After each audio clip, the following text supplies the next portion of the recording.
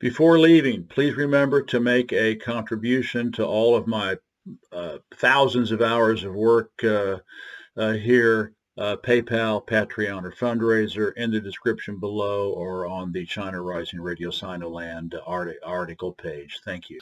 Good afternoon, everybody. This is Jeff J. Brown, China Rising Radio Sinoland in France on the beaches of Normandy. And today I'm going to go to Florida. And so we have on the show today an old friend of China Rising Radio Sinoland, David William Pear. How are you doing, David? I'm fine. The last time I checked, that was 98.6. David has been on the show several times. He has been to Russia. He has been to Korea. He has been to Palestine. He is a hands-on anti-imperial activist, and so I've always loved having him on the show.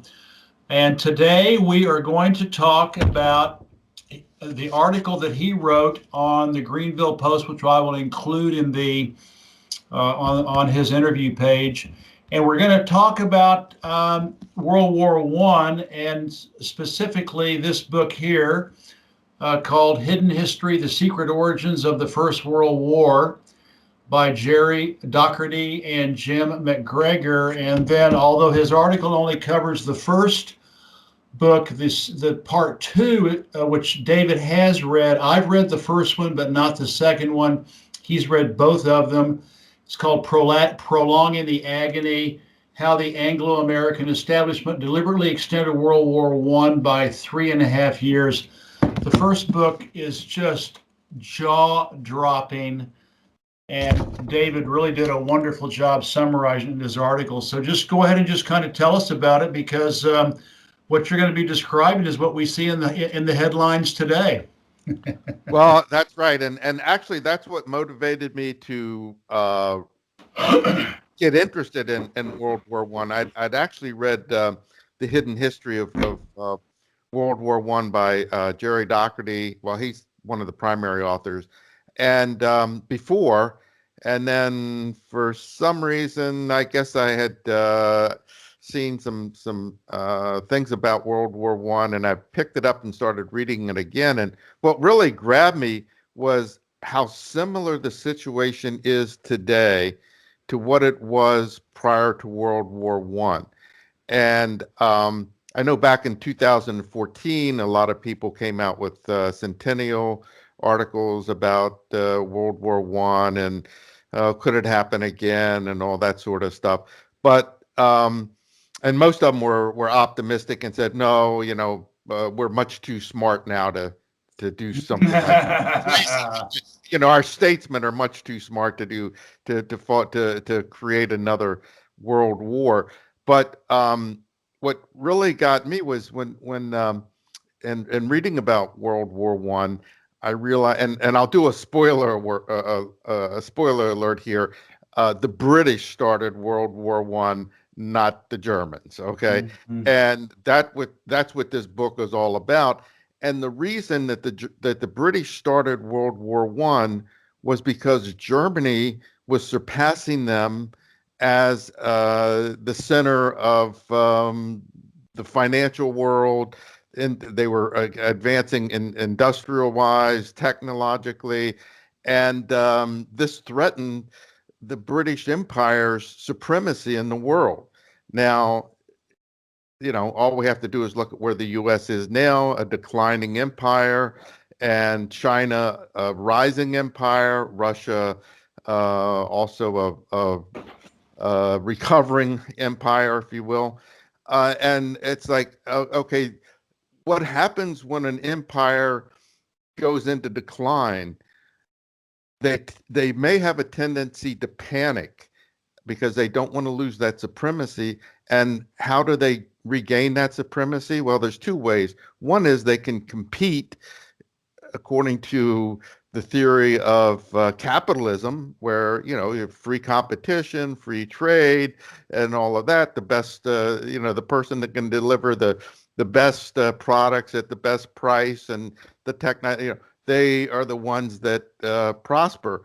Or you can do it the mafia way No, no, no. I don't mean any insult to Italian listeners, but you can do it the let's call it the gangster way, Yeah, and gangster way, and yeah. throw a firebomb, through through your competitor's window, or roll a bomb in the door, and that's what empires have tended to do. That's what the British decided that they were going to do, was instead of competing um, in a fair game with the Germans, they decided that they were going to not just go to war with them, but they were going to crush them. And that's where the second book comes in. Is that actually they could have had a, and I won't go into that because that's beyond this article, but the war could have ended much sooner than it did, but the British didn't want to end it sooner because they wanted to absolutely destroy Germany. Now, how did the British get into this situation? Again, it's very similar to how the U.S. is into its situation now. They've wasted all of their resources and manpower, women power, all of their wealth and blood. They wasted it on wars. For forever, they were going to war with one person, one country or another, and the war that really made a big difference in the decline of the British Empire was the Boer The War. Boer Wars, yeah, in Yeah. South Africa. Now, that's described as a long war. According to today's definition, where we have wars that go on for 20 years or so, the Boer War lasted for about 3 years, maybe a little bit longer. But it was one of the most traumatic and controversial and costly wars of the British Empire. They had put more men into the Boer War. It was about 500,000 by the time it was over. More men and more expense and more controversy. It was unpopular at home, and that's why that was one reason that their empire started to decline, because they thought that the Boer War was going to be, as they always do, they thought it was going to be a cakewalk. And instead, these Boers, who were the Dutch settlers in South Africa, gave them such a fight that they were actually their prestige all over the world suffered because of the fight that the Boers put up. And finally, what the British did was what all empires do when they can't win a war. They do a scorched earth, and they just burned every farm and village. They took men, women, and children. They put them in concentration camps. It was the beginning of what was known as concentration camps. So it was really that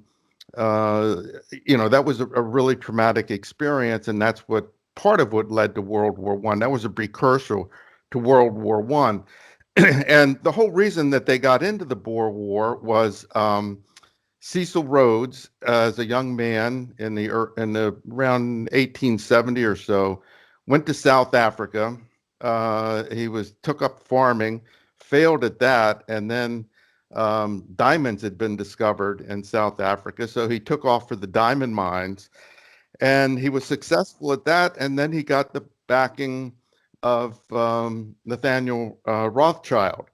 And with Rothschild's backing, he was able to monopolize the diamond industry, which eventually became the De Beers Diamond Company. He was able to monopolize the diamond industry and became extremely wealthy.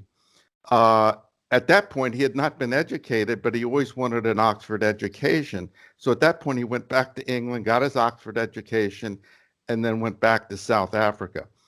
Around the mid 1880s or so, gold was discovered in the Transvaal, which was one of the Boer republics. Gold was discovered, and there was a big gold rush, and people from all over the world, just like the California gold rush in the U.S., people from all over the world went there, and a lot of English people went there. And Rhodes was sitting there. He wasn't in the Transvaal. He was. I can't remember exactly where he was, but I think he was where he was in South Africa, but it was where Johannesburg is now.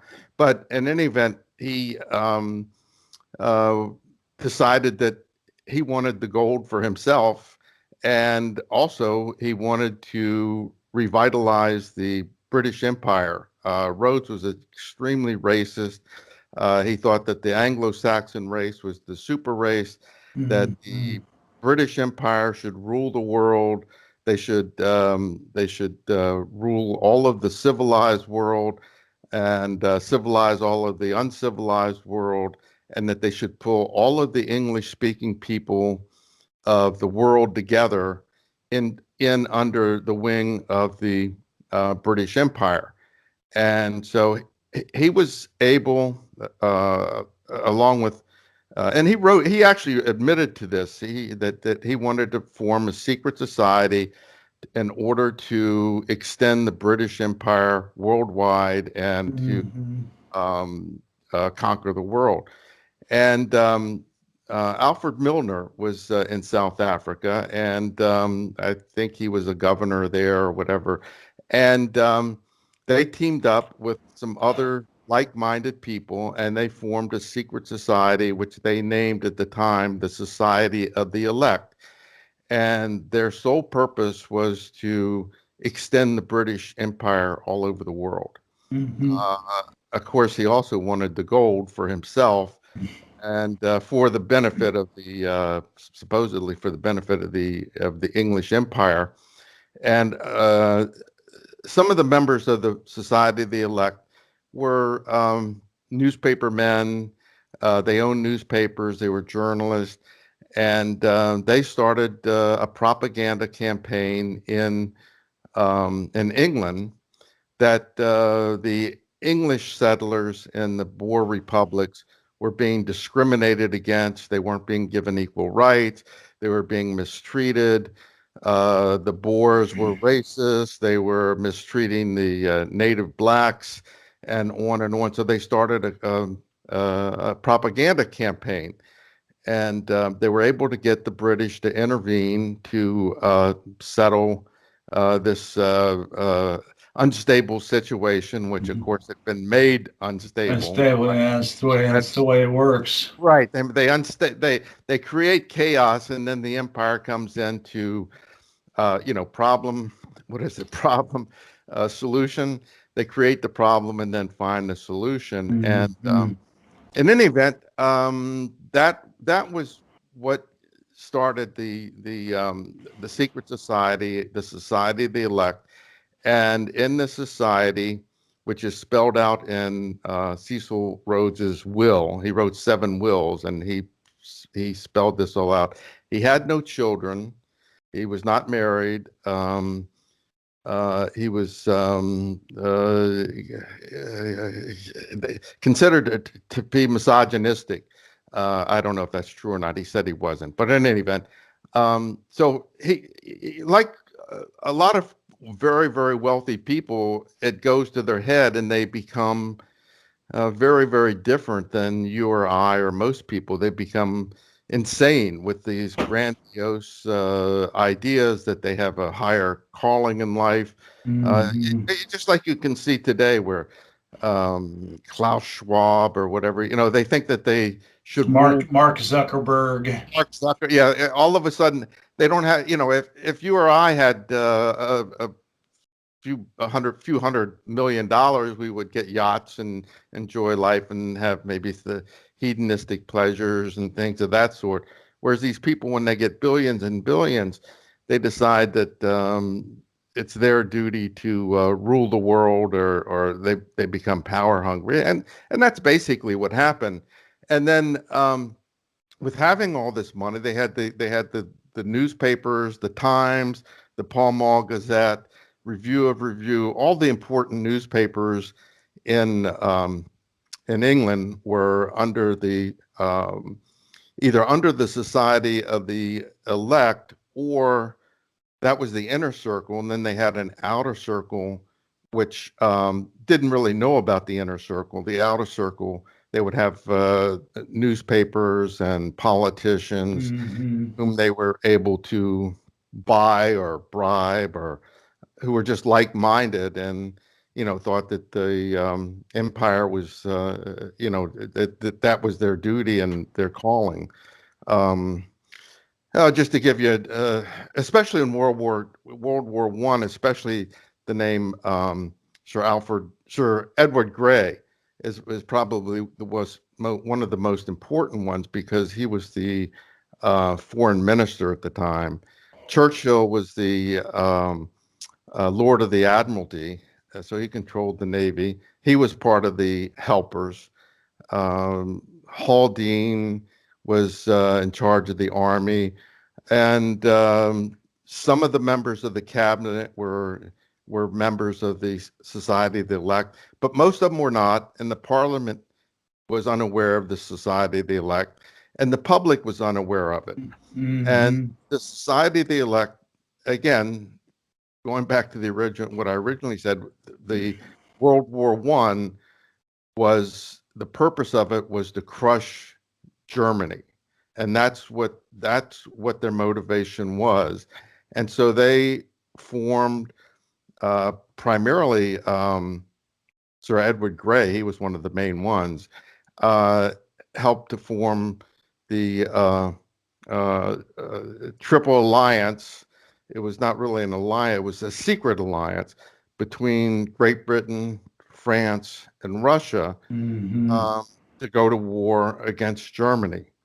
And Belgium was also involved, although Belgium was supposed to be neutral. They also were involved in what they called military discussions or conversations, which was actually military planning.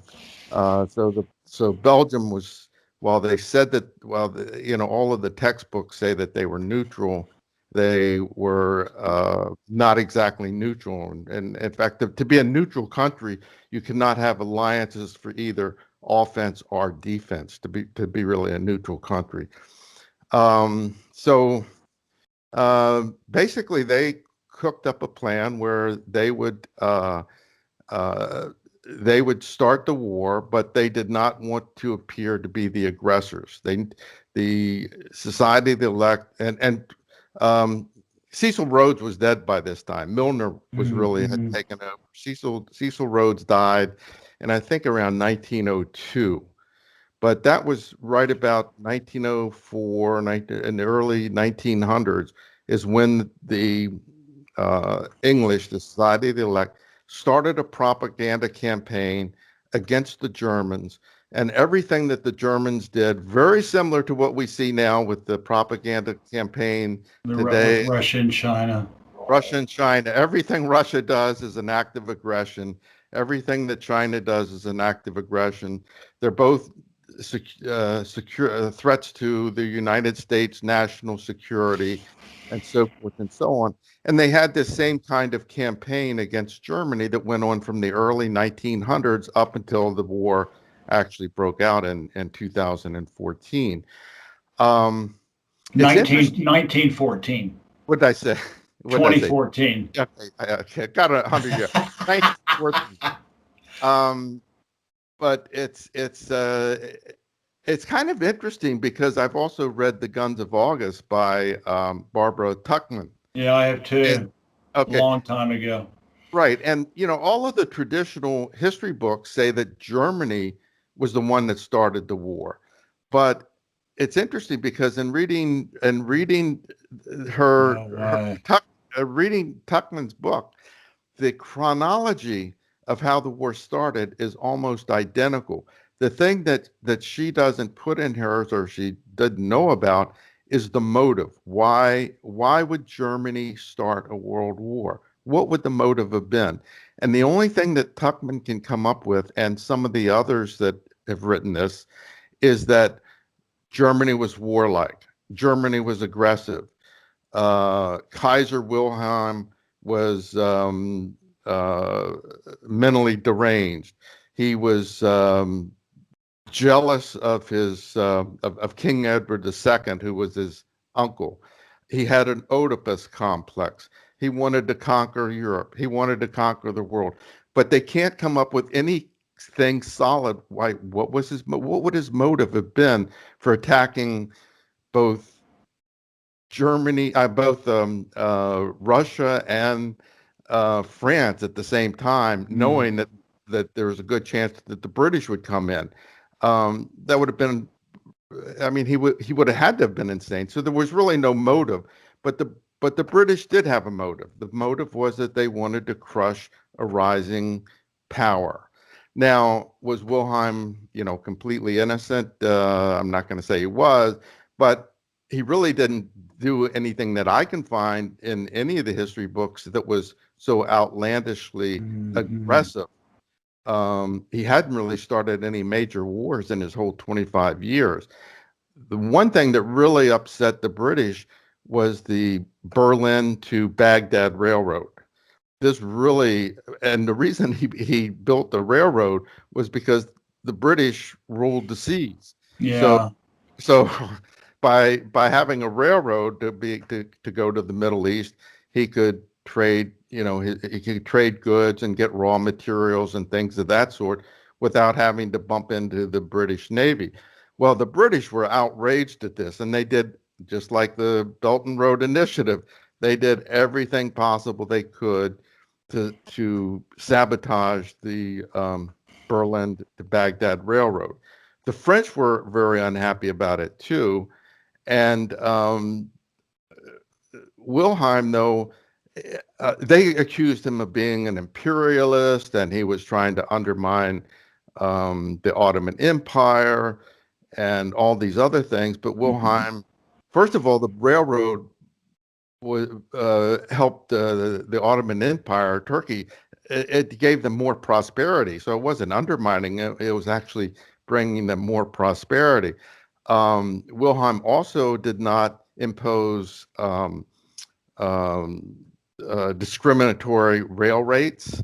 He didn't charge more for the English and the French, and than for German firms. He altered the route of the railroad at the insistence of the British. He gave them rights to participate in it. The British turned him down flat. They said, no, we don't want anything to do with it.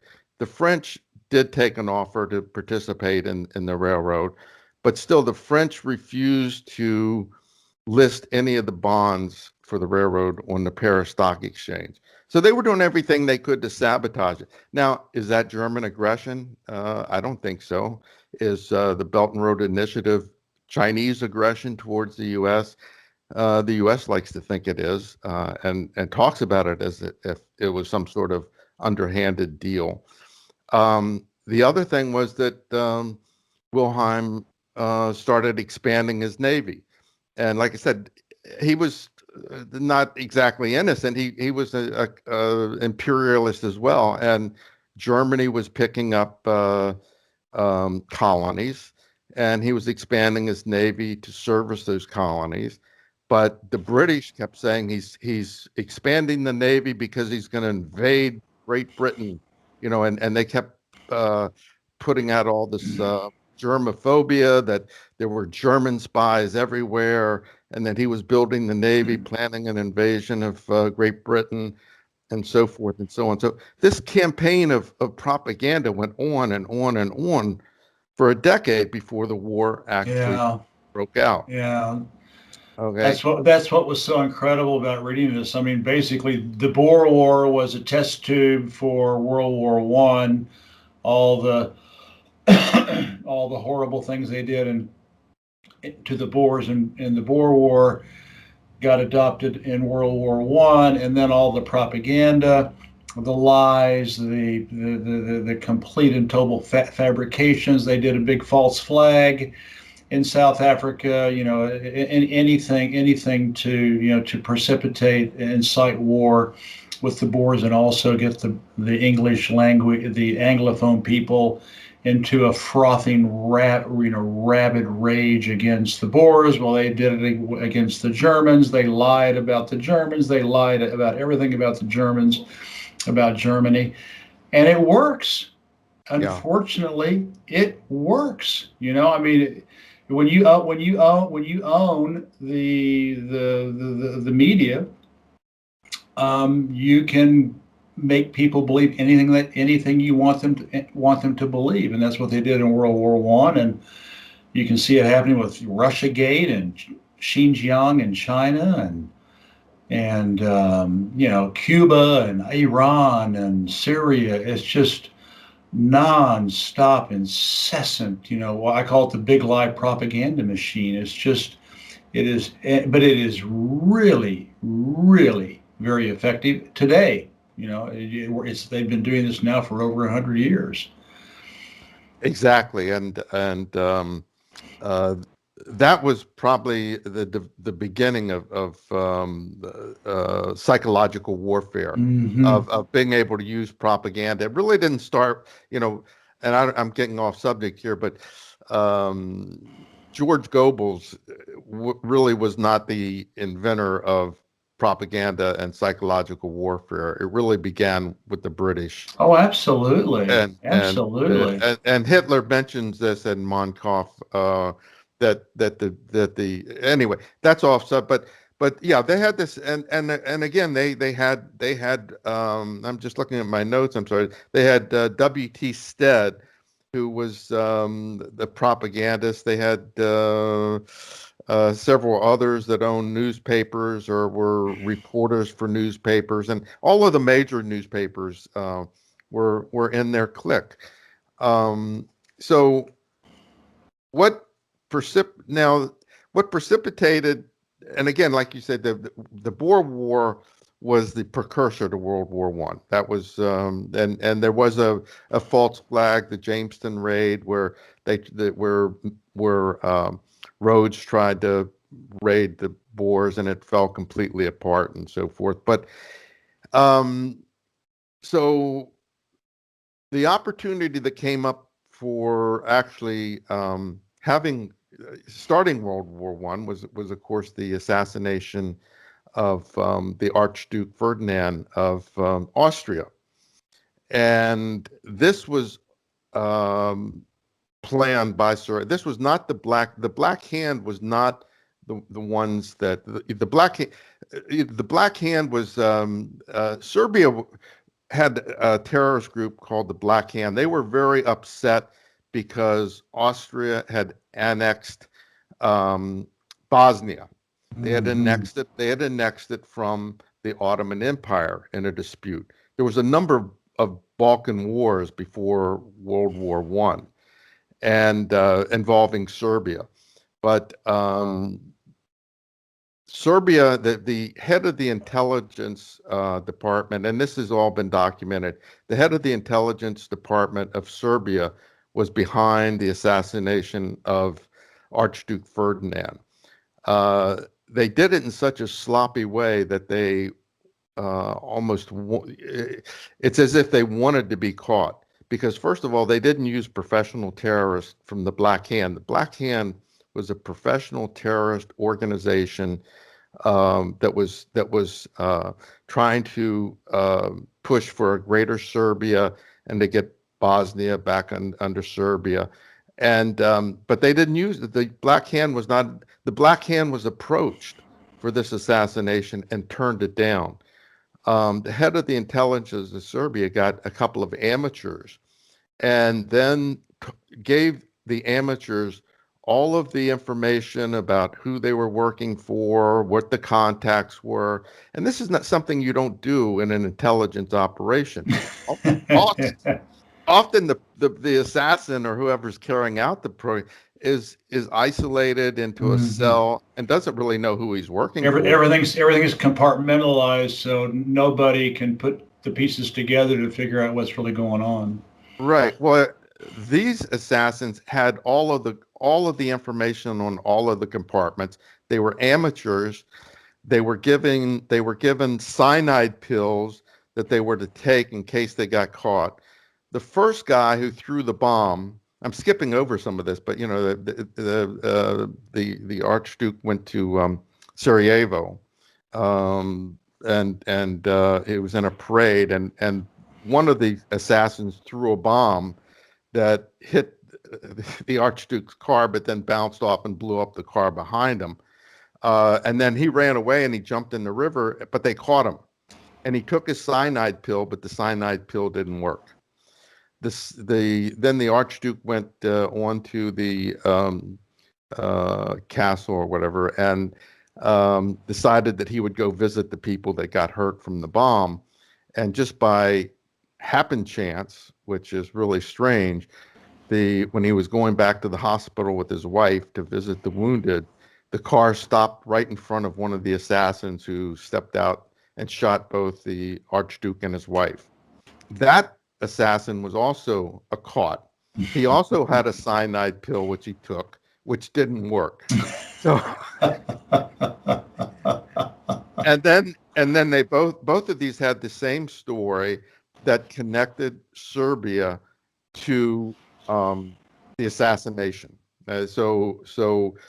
Austria had all the evidence that Serbia was behind the assassination.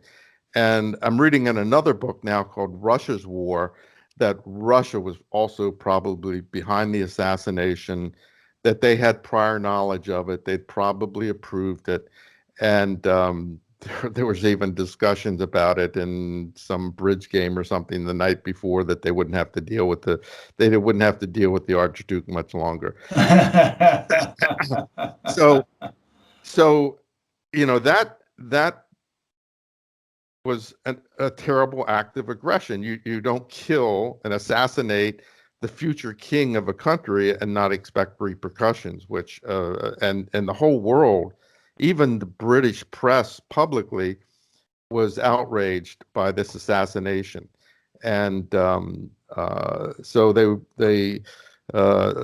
Austria had to respond to it. And it took them 3 weeks to respond. And it's really unclear what was going on during those 3 weeks. I can get into that a little bit, but it's really unclear. But then when they did respond, they made a series of demands, one of which was that they insisted that they be involved in the investigation of the assassins and the plot and everything. Serbia turned them down. And at that point, Serbia raised their army, because they knew that when they turned it down, that was going to probably result in some military action. So Serbia raised their army. Austria then raised their army. And this is the part that's controversial. Supposedly, Kaiser Wilhelm told Austria that they had the full backing of Germany. Whatever they decided to do, Germany would go along with it. This was called the blank check, that Germany had committed itself to war against Serbia. That's disputed, and it's disputed in the book on the hidden history. It basically, and historians are still trying to figure out, but that's disputed, that it was a blank check to go to war. It was a blank check politically. We will back you politically no matter what you decide to do. But Wilhelm was still trying to avoid war, or at least if there was going to be a war, he wanted to keep it localized. However, Austria bombarded Belgrade, and then the Russians started mobilizing their army.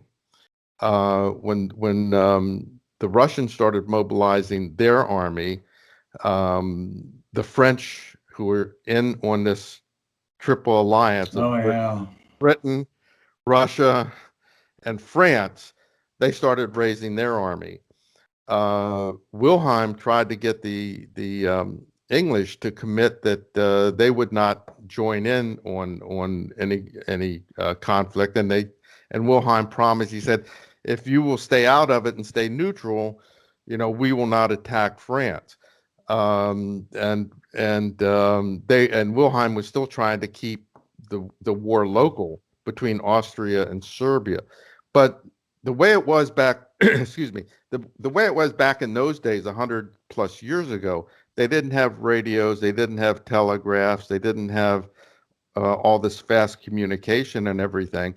So when they planned out wars, everything was planned out to happen within a certain time frame. So once a country started to mobilize, the time frame was already in motion. The president couldn't pick up a red phone and say, "Hey, stop the mobilization." It was already rolling forward. So the point of that is that mobilization in 1914, mobilization was considered an act of war. So when Russia started mobilizing their army, that was an act of war. When Serbia mobilized their army, that was an act of war. When France mobilized their army, that was an act of war. Wilhelm was still trying to get the British to stay neutral, and also he promised that if France would stay out of it, that it would not involve France. At that time, King Edward VII had died in 1910, so George V was king. And he kept stalling and basically telling the Germans, well, we don't want to get involved in this, and so forth and so on. But this was all a ruse. They were trying to suck the Germans into a war, because the Germans had their war plan, and their war plan was called the Stefflen Plan, which basically, if they were invaded by both Russia and France at the same time, they would take their army, excuse me, they would mobilize their army, rush through Belgium, attack France from behind, defeat France, and then rush their troops to the east to defend against Russia, because it took Russia longer to mobilize. They had a much bigger territory. They had thousands of miles to transport their troops. So, that was their plan, and the British and the French knew this plan. They knew the Stefflen Plan. It had been in effect for about 10 years or so. They had spies that had told them. So they knew that the plan was that if war came, Germany would go through Belgium. And as I said earlier, the British had what they called military conversations with the Belgian, to and had promised the Belgians and the French that they would send troops to block the Germans if they should go through Belgium. And that's basically what happened. So once the Germans invaded Belgium, the English again went on their propaganda campaign. The British had no national interest in Belgium. There was no threat to the English. Excuse me. There was no threat to the English, but they started this propaganda campaign. Poor Belgium, this is a neutral country. They've been invaded by Germany. They started all this babies on bayonets that the Germans were raping and killing, and it was Great Britain's duty and honor to protect this neutral country. Not that they had any national security interest in doing it, but that it was their duty. And so they were able to whip up enough public support, but they weren't able to whip up enough parliamentary support where the parliament actually declared war on Germany. That was already done in advance. Excuse me. That was already done in advance, because while all this was going on, Churchill had directed the Navy to go to the North Sea, to go to their war stations. Haldane had mobilized the army to get them ready to go across the Channel to France. The French were then going to be able to send their navy into the Mediterranean, because they would have the protection of the British Navy. So particularly Sir Edward Grey and Churchill and Haldane took Britain to war before it had ever been declared. King George the fifth, yeah. did declare war, but that was not really his place to declare war. That was up to Parliament. Parliament never voted on it. It was all kept secret. Parliament. All of these alliances, the triple alliances and TDs with France and with Russia, those were all secret. The Parliament didn't know anything about it. The public didn't know anything about it. So all of a sudden, the British were at war before anybody had a chance to debate it or vote on it. They did debate it, but they didn't. That they never came to a decision. What was so interesting about this book that we're discussing, Hidden History, and your excellent article that you wrote to summarize it, is that they said, Parliament's just a meddlesome bother. If you control the military, if you control the press, the media, and if you control the Ministry of Foreign Affairs or the Department of State, so if you got the foreign affairs, military, and the press, you run the show. It doesn't matter who is in the executive office. It doesn't matter who is or which party is in power in Parliament. They're lied to. They were the British Parliament was repeatedly lied to. Information was withheld from them. The Prime Minister was kept in the dark. Kind of like Trump and U.S. presidents, et cetera. This is the deep state. I mean, this is the deep state that's really, really, really running the show. And whoever's in Congress or whoever's in Parliament and whoever's in the White House or 10 Downing Street, it doesn't matter, because they've got the three things they need to completely run the show. So it's a breathtaking book. And the other thing that really struck me, David, is how patient they were and how patient they are. They've got years. They've got billions of dollars that they can use to grease the wheels and bribe people and this they started planning the World War I 10 years before it even started, and they just patiently and methodically and almost psychopathologically just worked it and worked it and worked it and worked it. And if this didn't work, plan B. And if plan B didn't work, we'll try this. And if there was a setback, they recovered. And it's just unbelievable. And you can see it happening right now. I mean, you can see it happening right now with Russia and China. That's what's so good about your article in this book, is that this is the blueprint. This is the blueprint for the deep state right here. I mean, this is it. It started with basically with the Boer War. I think as you mentioned. So probably before that, even. I mean, you have to have a cutoff at some place. But yeah, again, that is what I find fascinating, especially today when it's popular to discount that there's a deep state, and people, because of Trump and because the liberals now, the CIA and the FBI, and they want to discount that there's a deep state. Let me jump ahead just a little bit, because I think we know how World War I came out, which was awful. I mean, it was Germany had to admit complete defeat.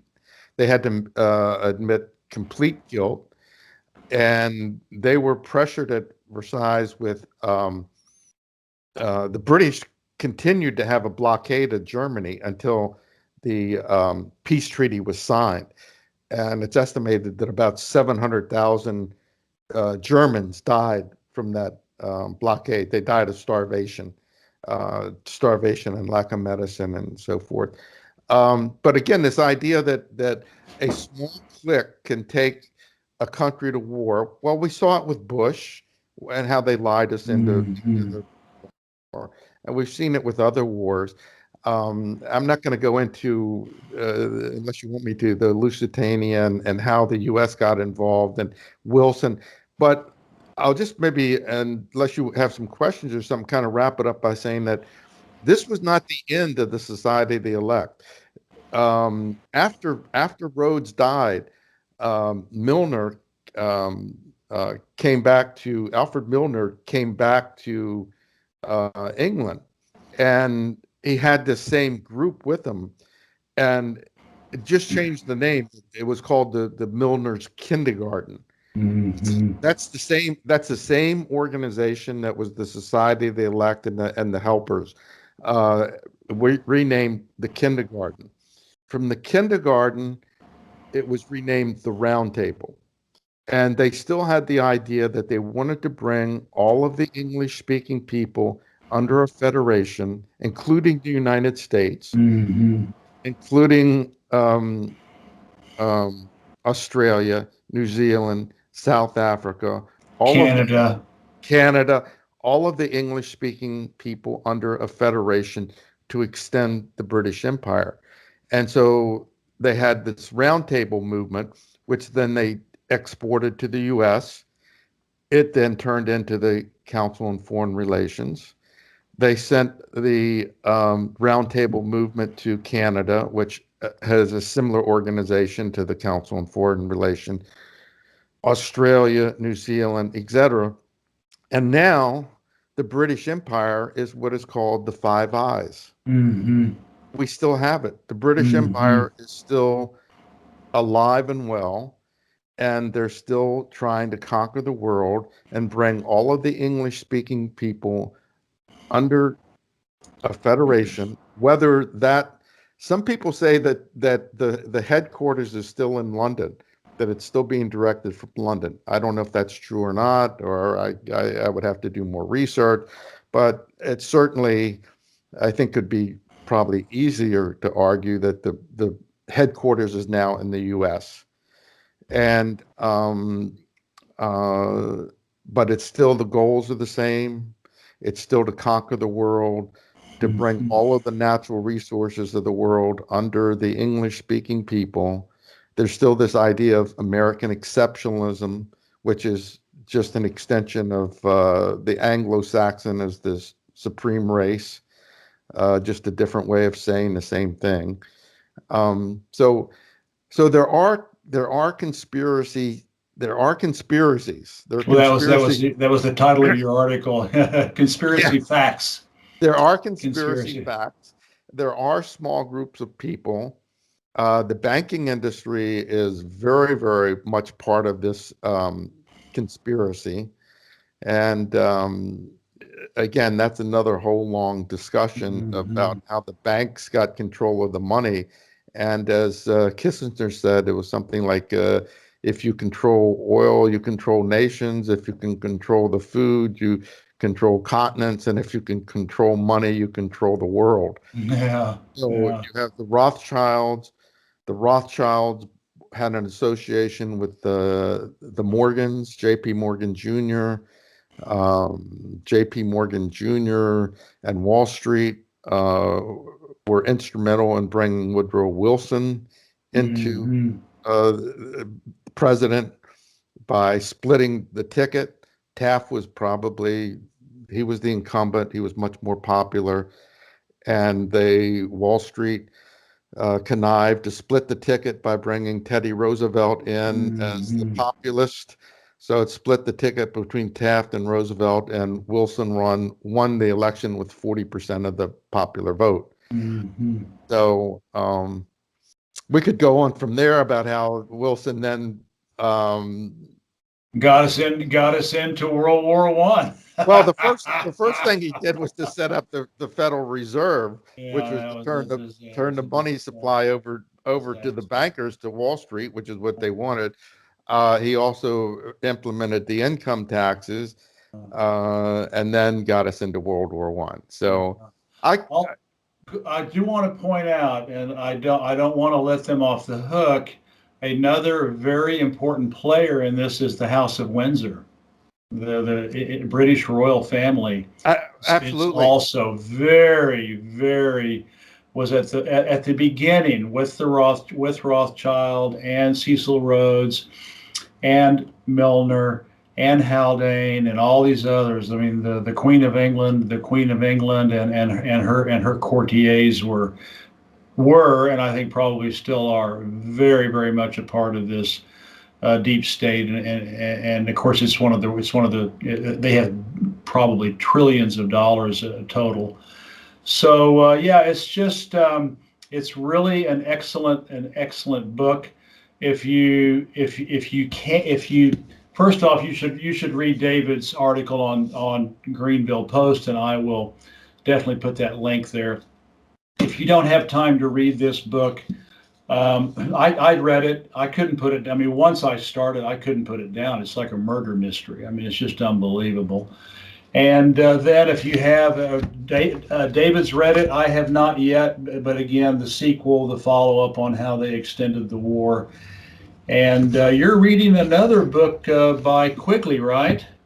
Aren't you reading? Yeah, Carol Quigley. Yeah. He's his Tragedy and Hope, Yeah. which basically tells the whole story of well, it's the history of the world, and it starts off with how the banking industry took over the money supply, and then goes into how all of these how the British Empire extended itself and so forth. And he's not against what they did. The reason he wrote the book was because he thought that this is just too good to keep secret. I mean, Mhm. we should be proud of what we did. And so, and so, so that's, and the thing is, the first printing of that book, the publishers declined a second printing, and Quigley asked for the plates back, which was the agreement. And it turned out that they destroyed the plates. So I don't know if you can find the original book. There is supposedly the unedited book on. Well, you can get it from your local, wherever you buy books, you can get it there. Tragedy and Hope. I can't remember the whole name. The history of the Tragedy and Hope: A History of the World in Our Time. Yeah. Yeah. And Yeah. you mentioned that's two things. You mentioned the House of Windsor. Yes, um, King Edward VII was part of the Society of the Select. King George V was part of the Society of the Elect. I don't know about what Queen Victoria, but she was very, very. Was it Victoria? Queen Victoria. She was Hmm. very, very close to Cecil Rhodes, so she Hmm. probably was in on it too. The other thing, though, is that, and maybe this is in the second book about Gallipoli. Did you read about that? No, that must be in the second book, which Okay. I haven't read yet. Well, okay. So the way that the British were able to get Russia into the war, and Russia was very nervous and very Mhm. hesitant, is Russia for years, for at least a decade or more, had wanted Constantinople. They wanted that warm water port, and they wanted to be able to take war troops through the Bosphorus, because the warships had been banned from the Bosphorus. The Russians couldn't get warships in or out. They couldn't buy new ones. And so Winston Churchill cooked up Gallipoli because Russia was getting cold feet. The war was dragging on much longer than they had suspected, and because it was supposed to be quick, and they were getting cold feet. So Churchill decided, this is according to the book, the second book. Yeah, Uh, prolonging the agony.